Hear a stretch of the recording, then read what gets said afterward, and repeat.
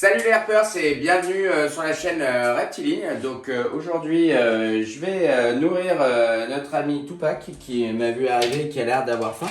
Et je vais vous montrer un peu le changement de son comportement entre mes mains et quand j'utilise la target pour le nourrir, puisque en fait je le nourris uniquement en lui montrant cette cible verte qu'il aime tant. Donc en fait, dès qu'il la voit, maintenant c'est vraiment un signe pour lui. Voilà, c'est le gros starter. Mais par contre, justement, même quand il a faim, Tupac, viens, viens là, viens voir. Donc normalement, un varan, quand il est en mode prédation, un varan dans la nature, n'importe quel truc qui bouge, il va vraiment sauter dessus. Et en captivité, ça peut être le cas aussi. C'est pour ça qu'il faut faire attention. Viens par là. Donc voilà, là je peux l'attirer en mettant mes mains dans le bac. Normalement, il pourrait complètement sauter et m'attraper une main sans problème. Donc là, il vient voir. Et vous voyez, je peux mettre ma main, il n'y a pas de souci. Il va la sentir. Il sait que c'est une main, quoi. Donc ce qui est super important quand un varan vous sent, c'est de ne pas retirer brusquement la main. Hein, vraiment, lui laisser sentir. Viens. Viens.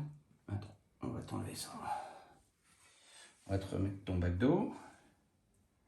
Voilà, alors vous voyez, en fait, il prend le temps de sentir et de réfléchir. Voilà, il n'est pas dans un mode instinctif.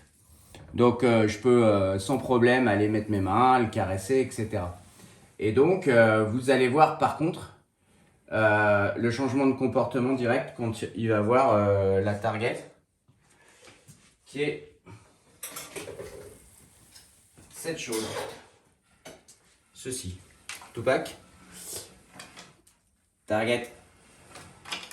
Ah ah, là c'est pas pareil.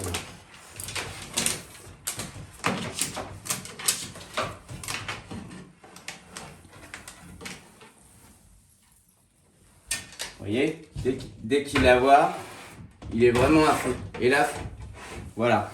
Hop, target. Allez. Donc je vais. Voilà, il vient la voir. Alors, je vais prendre un petit bout de nourriture.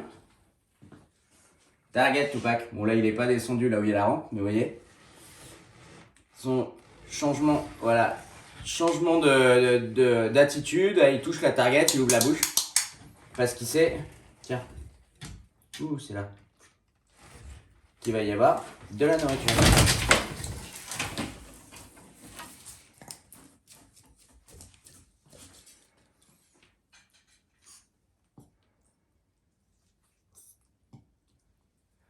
Donc là, il était un peu moins furieux qu'il peut l'être, mais vous voyez, il y a vraiment un changement net d'attitude quand il voit la target.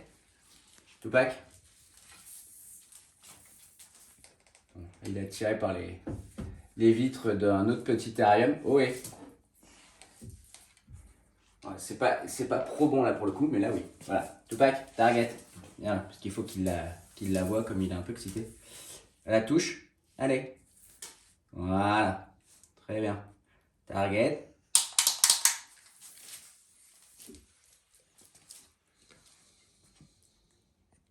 On va augmenter la difficulté et essayer de le faire remonter sur sa rampe. Tupac, target. Allez. Allez, allez. Allez, allez, on monte. Allez. Allez, allez. Target. Allez. Allez, allez. Voilà, target. C'est bien. Très bien. Voilà. Là, je lui donne un petit morceau de nourriture. Parfait. Voilà, c'était pour vous montrer.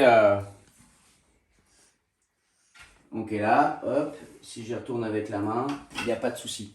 Voilà, c'était pour vous montrer un peu les changements de comportement et comment on pouvait faire du renforcement positif en stimulant un varan, en stimulant son animal et aussi en mettant au point des techniques qui permettent de sécuriser énormément puisque en fait on va éviter les réflexes de prédation en fait.